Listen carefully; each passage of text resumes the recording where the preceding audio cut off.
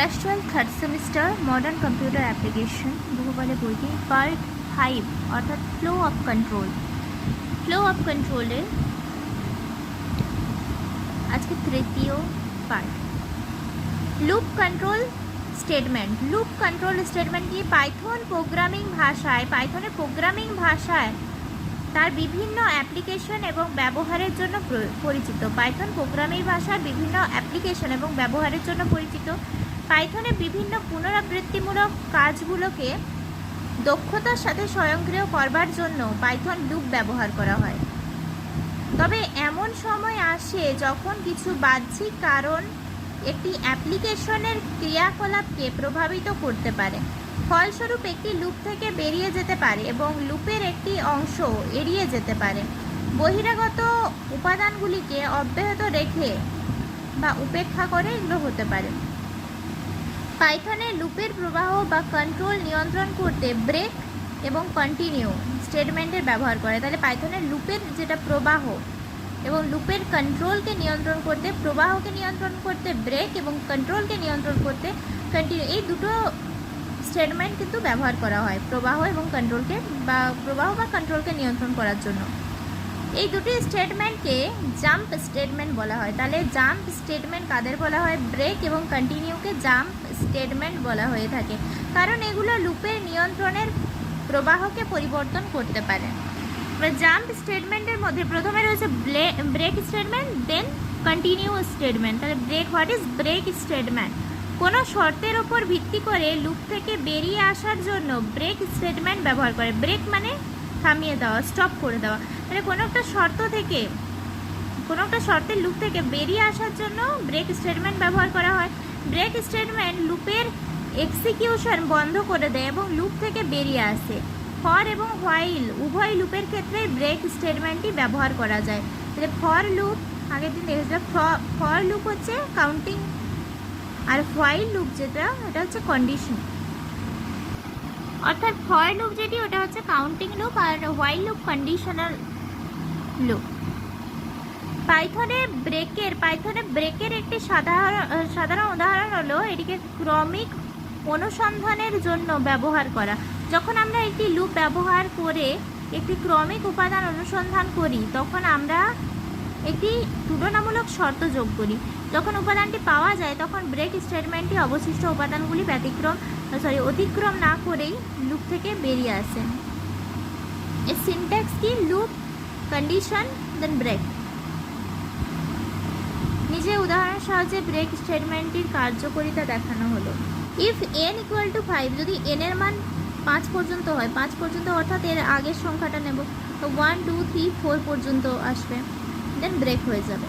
But এখানে রেঞ্জের মান 10 আছে।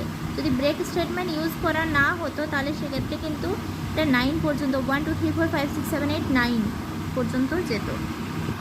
পাইথনের কন্টিনিউ স্টেটমেন্টটি হলো একটি লুপের কন্ট্রোল স্টেটমেন্ট যা লুপের পরবর্তী পুনরাবৃত্তি কার্যকর করতে বাধ্য করে।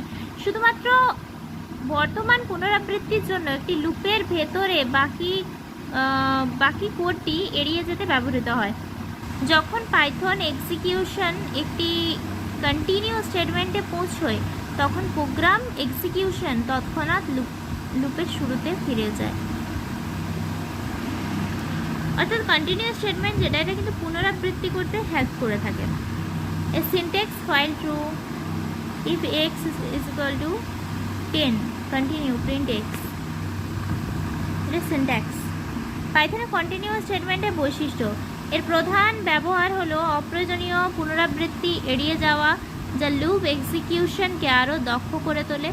এটি বিশেষভাবে সেই পরিস্থিতিতে কাজ করে যেখানে প্রক্রিয়াকরণ থেকে কিছু শর্ত বাদ দেওয়া প্রয়োজন।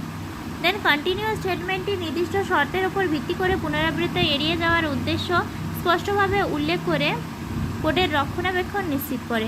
অতএব এটি কোডটি আপডেট করা বা বোঝা সহজ করে তোলে। তাছাড়া এর একটি বিশেষ বৈশিষ্ট্য, এই স্টেটমেন্টের সাহায্যে নির্দিষ্ট শর্তের উপর নির্ভর করে লুপ পুনরাবৃত্তিগুলো বেছে বেছে এড়িয়ে যেতে পারে এবং কোন কোডটি কার্যকর করতে হবে এবং কোনটি এড়িয়ে যেতে হবে তার উপর নিয়ন্ত্রণও কিন্তু কন্টিনিউ স্টেটমেন্ট এটা করতে পারে। কোনটাকে কার্যকর করতে হবে, কোনটাকে এড়িয়ে যেতে হবে, এটাও কিন্তু নিয়ন্ত্রণ করতে পারে। Last topic nested loop. Nested loop মানে হচ্ছে যে লুপের ভেতর আবার অন্য একটা লুপ, সেটাকে বলা হচ্ছে নোস্টেড লুপ। পাইথনে একটি লুপের ভেতর অন্য আরেকটি লুপ ব্যবহার করা যায়। একটি লুপের ভেতর অপর একটি লুপকে নোস্টেড লুপ বলা হয়ে থাকে।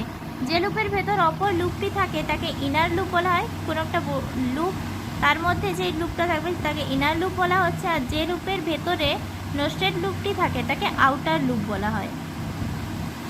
যে লুপের ভেতরে, অর্থাৎ এটা একটা লুপ, এর ভেতরে আরেকটি লুপ রয়েছে, এই ভেতরের লুপটাকে বলা হচ্ছে ইনার লুপ আর বাইরেরটাকে আউটার লুপ বলা হয়ে থাকে। পাইথনে ফর এবং হোয়াইল উভয় ক্ষেত্রেই নোস্টেড লুপ তৈরি করা যায়। নোস্টেড লুপ মিন্স লুপের ভেতর আবারও লুপ। নোস্টেড লুপের বৈশিষ্ট্য, নোস্টেড লুপে একটি আউটার এবং একটি ইনার লুপ থাকে, মানে বাইরের দিকে একটা লুপ, ভেতরে একটা লুপ থাকে। আউটার লুপ ইনার লুপে সম্পূর্ণ এক্সিকিউশনের সংখ্যা নিয়ন্ত্রণ করে। বাইরের লুপটা কিন্তু ভেতরের যে ইনার লুপের এক্সিকিউশনের সংখ্যা নিয়ন্ত্রণ করতে পারবে। তাছাড়া একটি নেস্টেড লুপে একাধিক ইনার লুপও থাকতে পারে। একটা নেস্টেড লুপে যে একটাই ইনার লুপ থাকবে, একটা আউটার লুপের মধ্যে যে একটাই ইনার লুপ থাকবে এমনটা নয়, একটা আউটার লুপের মধ্যে অনেকগুলো ইনার লুপ থাকতে পারে। ব্যবহার, অ্যারে বা ম্যাট্রিক্সের মতো বহুমাত্রিক ডেটা স্ট্রাকচারের কাজ করার সময় নেস্টেড লুপগুলি ডেটা বিশ্লেষণে বিশেষ ভূমিকা পালন করে। For example, for I in range 2 print I, for j in range 10, 13 print j। তো পুরোটা মিলালে হচ্ছে আউটার লুপ আর এই অংশটা ইনার লুপ, এটাই নোস্টেড লুপ। লুপের ভেতরে আবার loop, outer loop, inner loop, outer লুপের মধ্যে আরেকটা লুপ রয়েছে ইনার লুপ, লুপের ভেতরে লুপ, নেস্টেড লুপ।